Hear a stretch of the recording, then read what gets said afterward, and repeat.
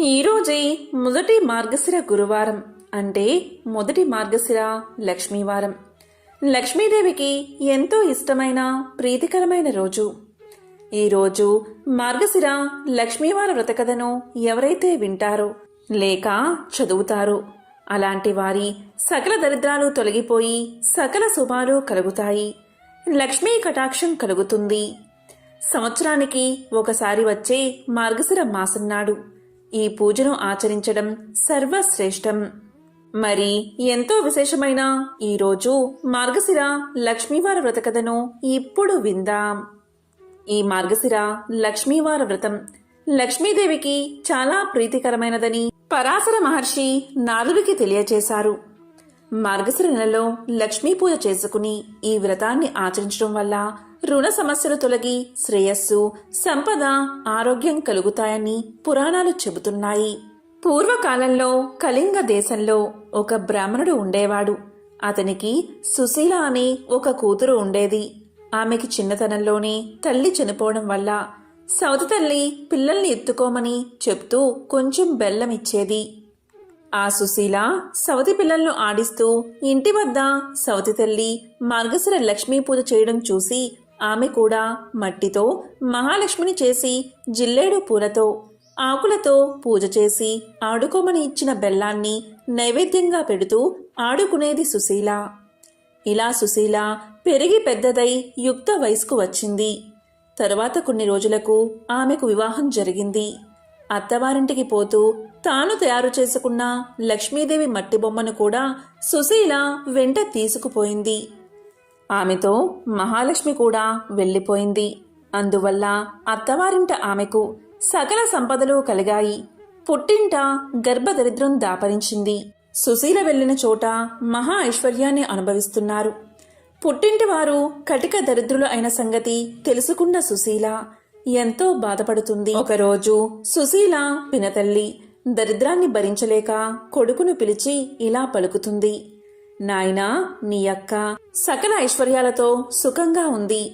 నీవు నీ అక్క దగ్గరికి వెళ్లి మన అవస్థ గురించి తెలియచేసి కొంచెం ధనాన్ని ఇవ్వమని చెప్పి ఆ ధనాన్ని ఇంటికి తీసుకురా అని తెలియచేసింది తల్లి. ఇక సుశీల తమ్ముడు సుశీల ఇంటికి వెళ్లి వారి దరిద్రం గురించి తెలియచేశాడు. దరిద్రం గురించి తెలుసుకున్న సుశీల ఒక కర్రను దొలిపించి దాని నిండా వరహాలు పోసి తమ్ముడికి ఇచ్చింది. అతడు దాన్ని తీసుకువెళ్తూ దారిలో ఒక చెట్టుకు చేరవేసి కాలకృత్యాలు తీర్చుకుంటూ ఉన్నాడు. అంతలో ఆ త్రోవన పోయేవారు ఆ కర్రను తీసుకుపోయారు.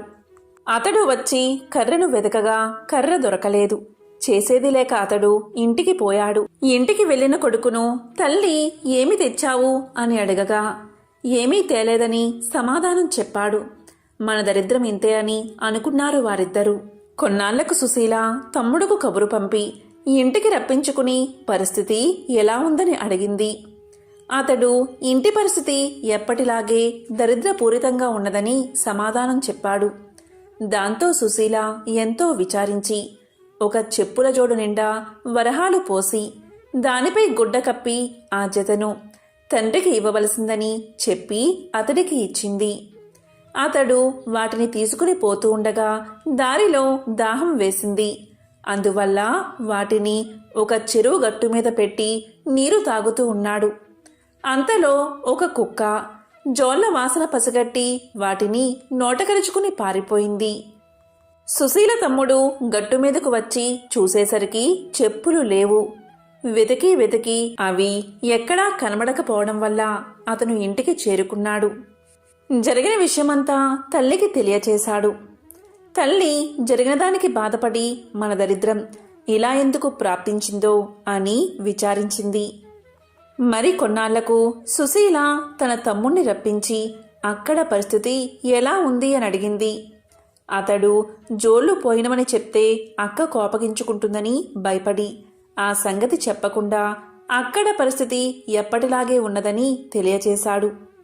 అప్పుడు సుశీల ఒక గుమ్మడికాయను తొలిపించి దాని నిండా వరహాలు పోసి తమ్ముడికి ఇచ్చింది. దానిని తీసుకుని వచ్చేటప్పుడు అతడు దానిని చెరువుగట్టు మీద పెట్టి నీటిలోకి దిగాడు. అప్పుడే ఆ త్రోవలో పోతున్న కోమటి అక్కడ గుమ్మడికాయ ఉండడం చూసి దాన్ని పట్టుకుపోయాడు. ఆ బ్రాహ్మణుడు చెరువుగట్టు మీద గుమ్మడికాయ కనిపించకపోవడం వల్ల ఇంటికి వెళ్ళిపోయాడు.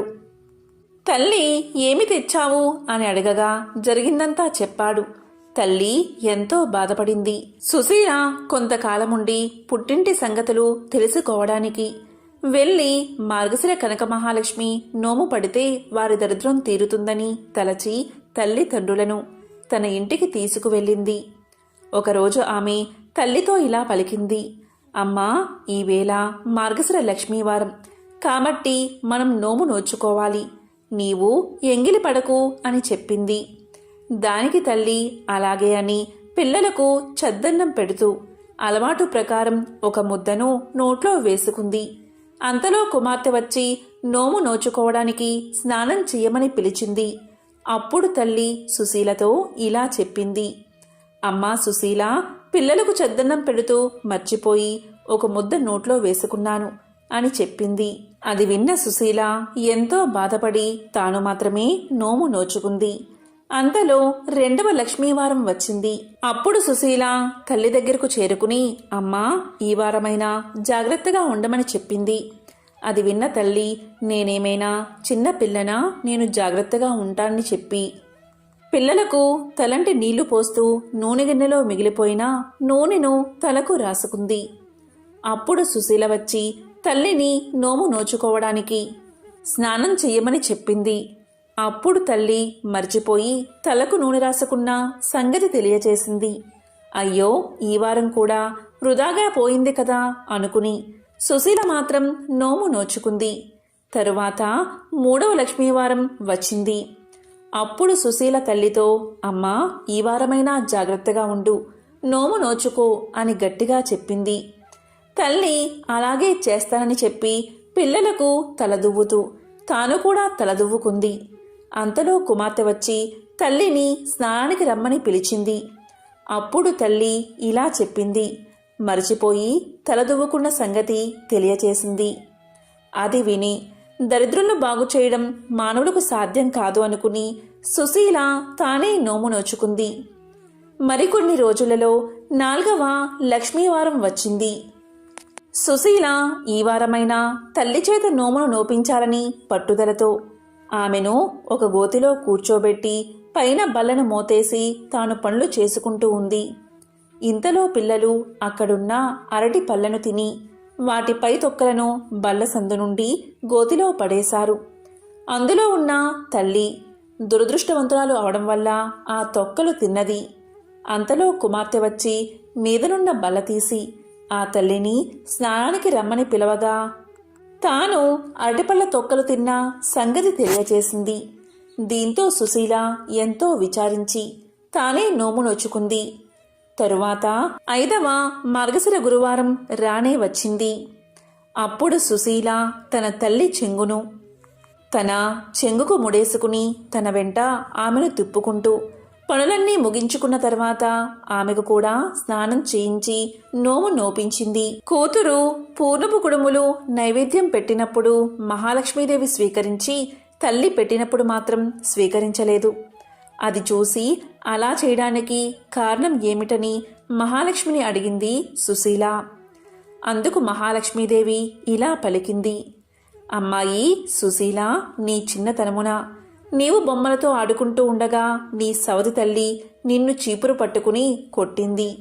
అందుచేతనే నేను ఆమె నైవేద్యాన్ని పుచ్చుకోవడం లేదు అని పలికింది. అప్పుడా సుశీల తల్లి ఆమె తప్పు క్షమించి నైవేద్యాన్ని స్వీకరించి వారికి భోగభాగ్యాలు కలిగేటట్లు ఆశీర్వదించమని ప్రార్థించింది. దీంతో మహాలక్ష్మి ప్రసన్నురాలై తల్లి కూతుళ్లను దీవించింది. తరువాత సుశీల ఆమె తల్లిచే యథావిధిగా నోము నోపించి నోము పట్టిన మొదటి వారం పులగాన్ని, 2వ వారం క్షీరాన్నాన్ని, 3వ వారం ముద్ద కుడుములను, 4వ వారం పరమాన్నాన్ని నైవేద్యంగా పెట్టించి పుష్యమాసపు లక్ష్మీవారం నాడు పూర్ణపు కుడుములను సమారాధనకు పెట్టించి నోమును పూర్తి చేయించింది. తరువాత ఆమె పుట్టింటవారు దరిద్ర విముక్తులై ధనధాన్యాలతో తులతూగుతూ ఉన్నారు. ఈ మార్గశిర లక్ష్మీవార వ్రత పూజా విధానం దీపావళి లక్ష్మీ పూజ వరలక్ష్మి పూజ వలె ఉన్నప్పటికీ అమ్మవారికి సమర్పించే నైవేద్యం వైవిధ్యమైనది. మార్గశిర నెలలో వచ్చే అన్ని గురువారాల్లో ఉదయమే నిద్రలేచి ఇల్లు శుభ్రం చేసి తలస్నానం చేయాలి. ప్రత్యేకించి పూజ ముగిసే వరకు తలకు నూనె రాసుకోవడం, దువ్వుకోవడం చేయరాదు. చక్కగా అలంకరించబడిన లక్ష్మీ అమ్మవారి యొక్క చిత్రపటానికి లేదా చిన్న విగ్రహాన్ని పూజకు సిద్ధం చేసుకుని పువ్వులతో అందంగా అలంకరించాలి. ముందుగా గణపతికి ప్రథమ పూజ చేయాలి. తరువాత లక్ష్మీ అమ్మవారికి అదాగా షోడశోపచార పూజ, అష్టోత్తర పూజను చేయాలి. నెల రోజులు ప్రతి గురువారం ప్రత్యేక నైవేద్యాన్ని సమర్పించాలి. ఈ మార్గశిర లక్ష్మీ పూజ కథ చదువుకుని అక్షింతలు శిరస్సుపై ధరించాలి. లక్ష్మీ పూజ మార్గశిర నెలలో అన్ని గురువారాలు చేస్తారు. కేవలం 4 గురువారాలు మాత్రమే మార్గశిర మాసంలో ఉంటాయి.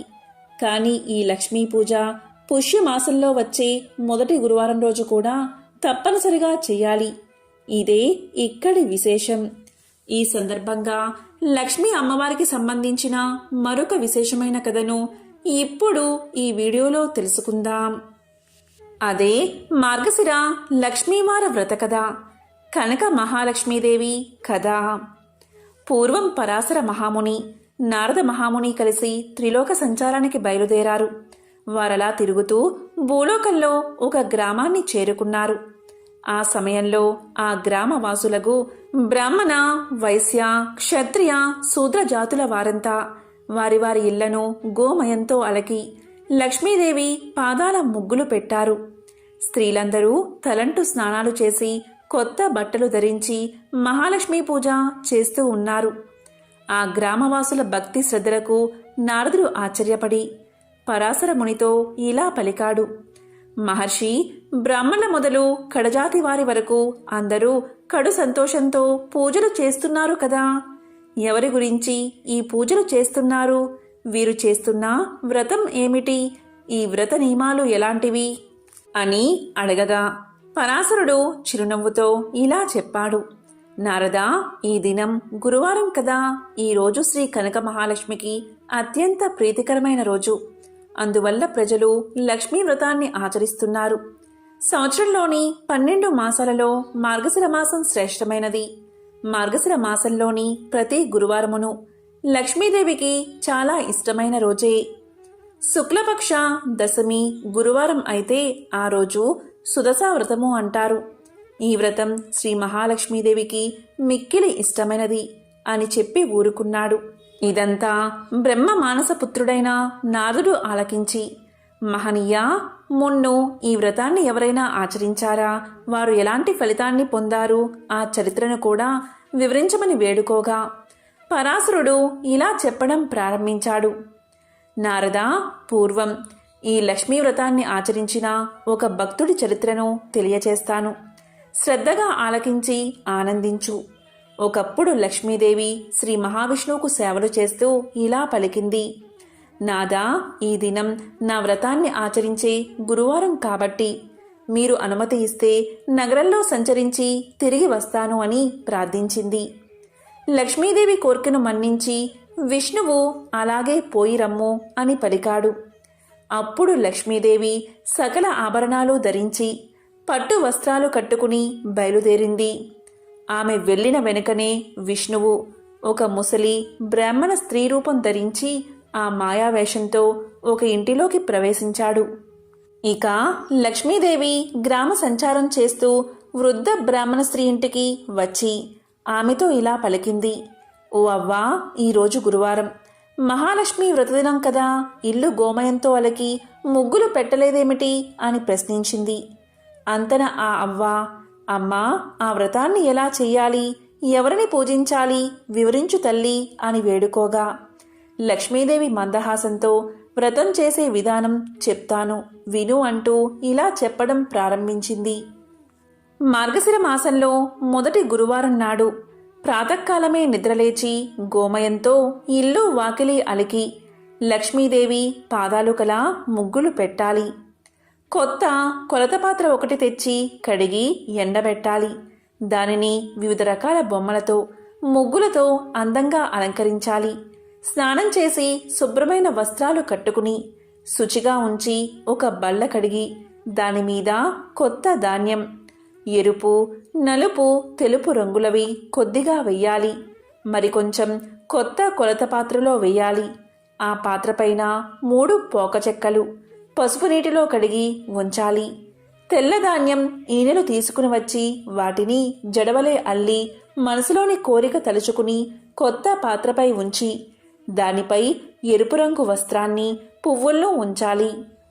లక్ష్మీదేవిని తలుచుకుని పువ్వులు, గంధం, ధూపదీపాలు సమర్పించాలి. ముందుగా పాలు నివేదించి తరువాత అన్నాన్ని, పిండి వంటలను, కూరలతో మహానైవేద్యాన్ని సమర్పించాలి. ఇది ఒక పద్ధతి. ఇక రెండవ పద్ధతి సుదశా వ్రతము. అదిలా అంటే మార్గశిర మాసంలోని శుక్ల దశమి గురువారం రోజు ఈ వ్రతాన్ని ఆచరించాలి. ఆ రోజు ఉదయమే నిద్రలేచి గోమయంతో ఇల్లు అలికి వాకిలి కడిగి రంగురంగుల ముగ్గులు వేసి లక్ష్మీదేవి పాదము లాంటి ముగ్గులు పెట్టాలి. తరువాత స్నానం చేసి ఒక ఆసనాన్ని శుభ్రం చేసి ముగ్గులు వేసి ఇంటిలో తూర్పు దిశగా ఉంచి లక్ష్మీదేవి పూజ నిమిత్తమై ఒక పోక చెక్కను పసుపు నీళ్లతో శుభ్రంగా కడిగి దానిని పంచామృతంతోనూ శుద్ధోదకంతోనూ స్నానం చేయించి ఆసనంపై ఉంచి గంధం రాసి పుష్పాలు పెట్టి లక్ష్మీదేవిని జపిస్తూ 10 ముళ్ళు వేయాలి. 10 నాడులు కల దర్భగడ్డితో దాన్ని కప్పాలి. లక్ష్మీ చిత్రమును వ్రతడోర్యాలు ఉంచి ధూపం వెయ్యాలి. తరువాత నైవేద్యం నిమిత్తం వండిన పదార్థాలన్నీ సమర్పించాలి. ముఖ్యంగా పచ్చి బియ్యం కొంత నానబెట్టి వాటిని పిండిగా దంచి ఉండ్రాళ్ళు చెయ్యాలి. కొబ్బరికాయ, అరటిపళ్ళు, జున్ను, తీపి పదార్థాలు అన్నీ 10 రకాల వరకు ఉంచి లక్ష్మీదేవికి నైవేద్యం పెట్టాలి. ఆ ప్రసాదాన్ని ఇతరులకు కూడా పంచిపెట్టాలి. ఆ విధంగా పంచని ఎడల వారికి లక్ష్మీ కటాక్షం లేక సిరి కలగదు.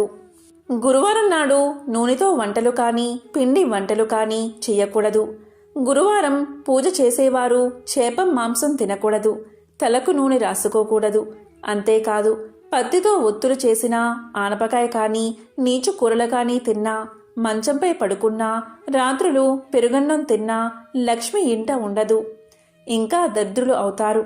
గురువారం నాడు ప్రాతకాలమే లేచి పొయ్యిలోని కాలిన బూడిదను తీయకపోయినా, వీధి వాకిలి తుడవకపోయినా ఇంట లక్ష్మి నిలవదు.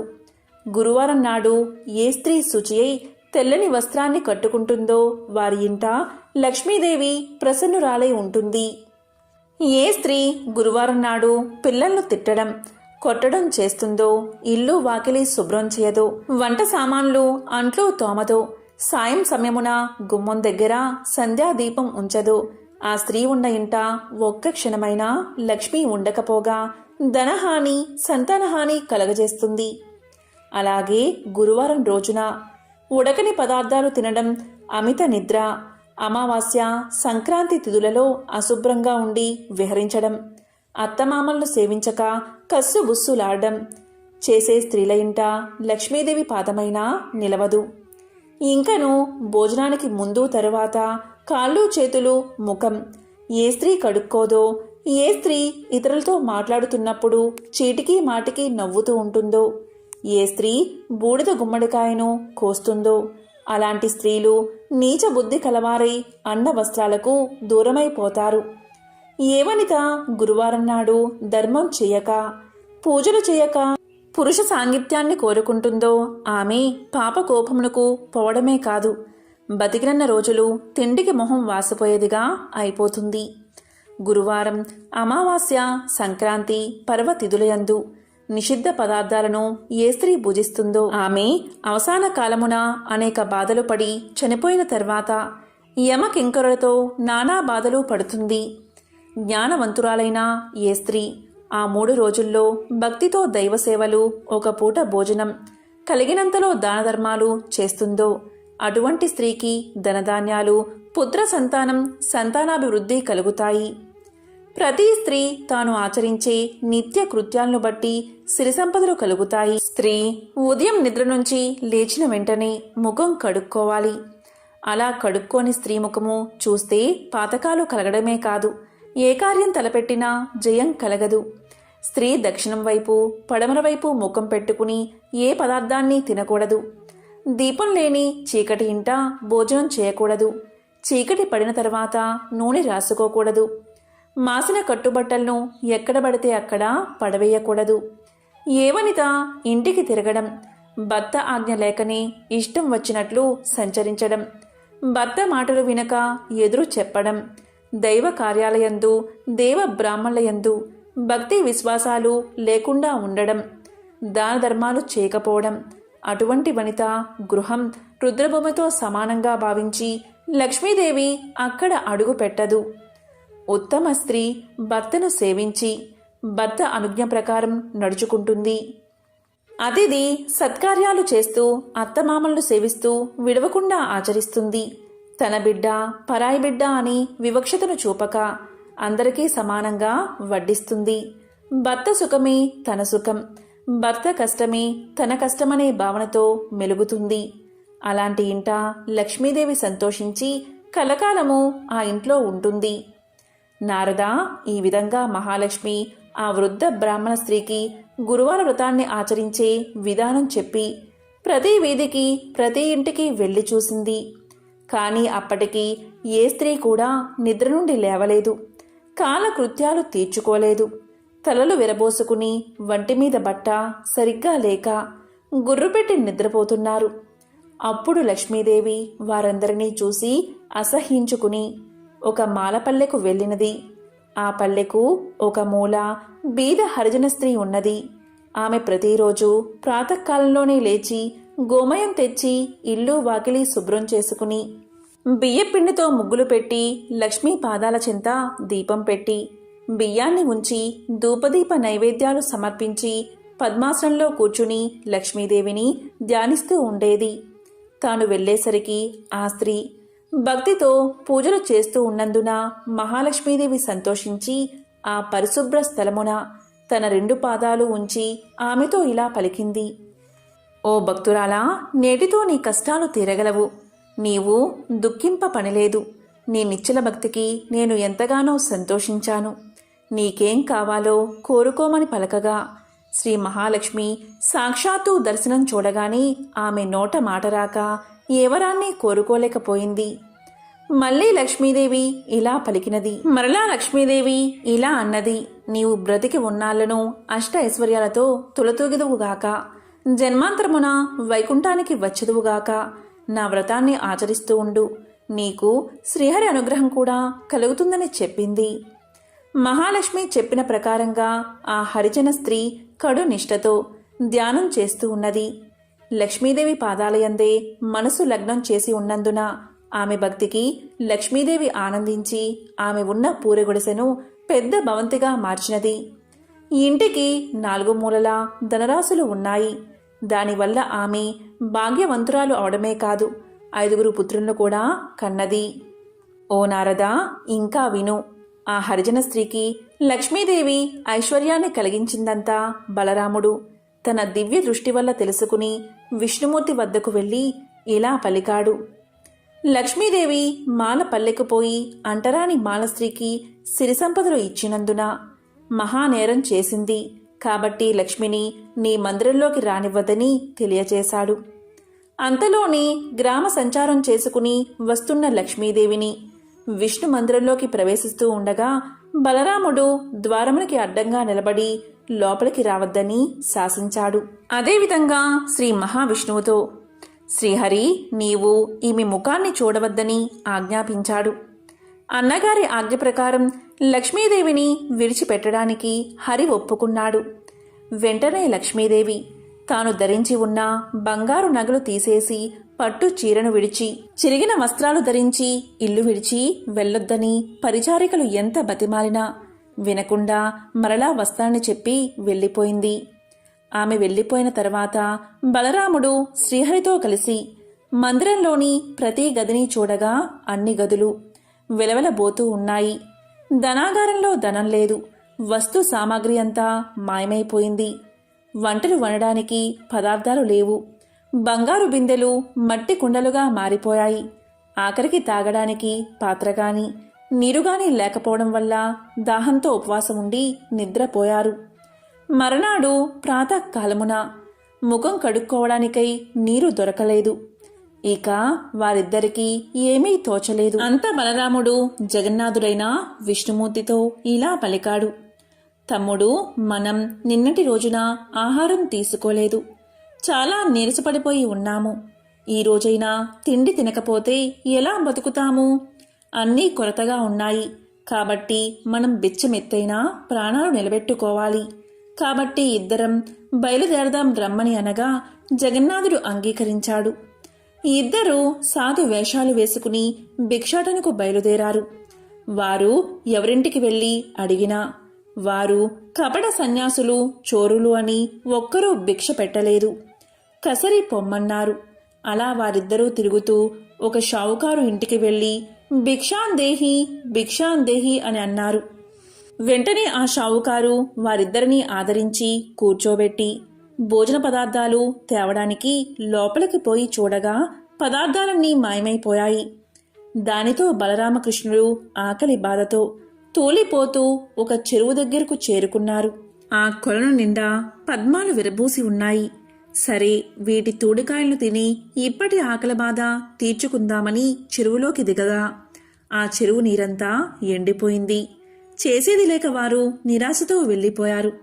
అలా వెళ్ళగా వెళ్ళగా ఒక తపస్సాలి కుటీరం కనబడింది. అతన్ని సమీపించి ఆకలి తీరడానికి ఏదైనా పెట్టమని అడిగారు. ముని తాను తినడానికి ఉంచుకున్న పాలు, అన్నము ఇవ్వబోగా ఆ పాత్రలోని అన్నం, పాలు మాయమైపోయాయి. ఇక చేసేది లేక వారిద్దరూ సముద్రం వైపుగా వెళ్లారు. సముద్రమున నిత్యానందుల స్వాముల వారి ఆశ్రమం కనిపించగా అక్కడికి చేరుకున్నారు. అక్కడ అన్న వస్త్రాలకు లోటు లేదు. ఎవరైనా ఆ ఆశ్రమంలో ఎన్ని రోజులైనా ఎంత భోంచేసినా అక్షయపాత్ర వలె తరగదు. కాని బలరామ జగన్నాథ స్వాములు అక్కడకు వెళ్ళగాని లక్ష్మీదేవి ఏ పదార్థాలు లేకుండా చేసింది. దాంతో అన్నదమ్ములిద్దరూ అక్కడి నుండి బయలుదేరి మరొక భవనాన్ని చేరుకున్నారు. అది లక్ష్మీదేవి నివసిస్తున్న భవనం. చాలా రోజుల నుండి తిండి లేక నీరసించి ఉన్న వారిద్దరినీ లక్ష్మీదేవి చూసినది, జాలి పడినది. వెంటనే ఆమె స్వయంగా పిండి వంటలతో భోజనం తయారు చేసి దాసదాసీల చేత వారికి స్నానానికి నీరు పెట్టించి చెలికత్తెల ద్వారా వారికి భోజనాన్ని వడ్డించింది.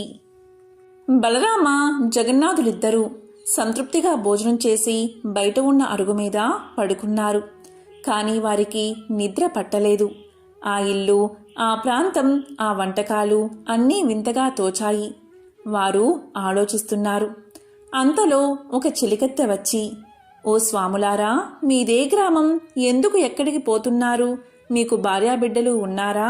ఇలా ఎందుకు తిరుగుతున్నారు అని అడగగా ఏమి చెప్పాలో తోచక వారు ఒకరి ముఖం ఒకరు చూసుకున్నారు. అంతా సర్వేశ్వరుడైన శ్రీహరి ఇలా చెప్పాడు: నేను శ్రీహరిని, ఇతడు నా అన్న బలరాముడు. మా తొందరపాటు వల్ల నా ఇల్లాలైన లక్ష్మీదేవిని ఇంటి నుండి వెళ్ళగొట్టి ఈ కష్టాలు తెచ్చుకున్నాము. ఏ స్త్రీ వల్ల అష్ట ఐశ్వర్యాలు కలుగుతాయో, ఏ నారీమణి కరుణా కటాక్షల వల్ల వంశాభివృద్ధి కలుగుతుందో, ఏ వనితామణి ఎల్లవెల్లయందు తనను నమ్మి కొలిచిన వారి ఇండ్లయందే మెలుగుతూ ఉంటుందో అటువంటి లక్ష్మీదేవి మమ్మల్ని విడిచి వెళ్ళిపోయింది. అప్పట్నుంచి మాకు దారిద్రము, కష్టాలు కలిగాయని తెలియచేశాడు. ఆ దాసి వల్ల ఆ ఇల్లు లక్ష్మీదేవి మందిరమే అని తెలుసుకుని వారు చాలా ఆనందించారు. బలరాముడు విష్ణువుతో, సోదరా, నీవు లక్ష్మీ వద్దకు వెళ్ళి మనం చేసిన తప్పును క్షమించమని అర్థించు అని చెప్పి లోనికి పంపించాడు. శ్రీహరి లోపలికి వెళ్ళగానే లక్ష్మీదేవి భర్తను చూసి నమస్కారం చేసి అతని పాదాలు కడిగి ఆ నీటిని తన తలపై చల్లుకుని పువ్వులతో పూజించి ఇలా పలికింది: నాదా, మీ అన్నదమ్ములిద్దరూ కలిసి నన్ను ఇంటి నుండి వెళ్ళగొట్టారు కదా, ఇప్పుడెలా నా ఇంట భోంచేశారు? చండాలపు దాని ఇంటికి ఎలా వచ్చారు? ప్రాణాలు పోసినప్పుడు జాతి కులభేదాలు అడ్డురాకూడదా అని నిష్ఠూరాడింది. అప్పుడు శ్రీహరి చిరునవ్వుతో, ప్రియా, మేమిద్దరం బిచ్చమెత్తుకోవడం అంతా తెలుసుకున్నారు. నీవు భోజనం పెట్టడం కూడా అందరూ చూశారు. మాకు శిక్ష సరిపోయినది. నీవు లేనందున వైకుంఠం చిన్నబోయినది. నిన్ను వదిలినందున మాకు అన్నీ లోపాలే జరిగాయి. కాబట్టి మా వెంటరా, వైకుంఠానికి పోదాము అని పలకగా శ్రీహరి మాటపై లక్ష్మీదేవి ఆ ఇంట అడుగుపెట్టగానే అన్నీ యథాప్రకారంగా మారిపోయాయి. ధనాగారమంతా ధనంతోనూ బంగారంతోనూ నిండిపోయింది. వస్తు వాహనాలతో, దాసీ జనాలతో, భక్తకోటితో వైకుంఠం కలకల్లాడింది. కాబట్టి ఓ నారదా, గురువారం నాడు లక్ష్మీ పూజ చేసి ఈ పురాణాన్ని చదివినా లేక విన్నా అలాంటి వారికి వెనుకటి జన్మలో చేసిన పాపాలు నశించి మోక్షం కలగడమే కాక 1,00,000 గోదానాలు చేసినంత ఫలితం కలిగి మరుజన్మయందు అష్ట ఐశ్వర్యాలతో తులదూగుతారు.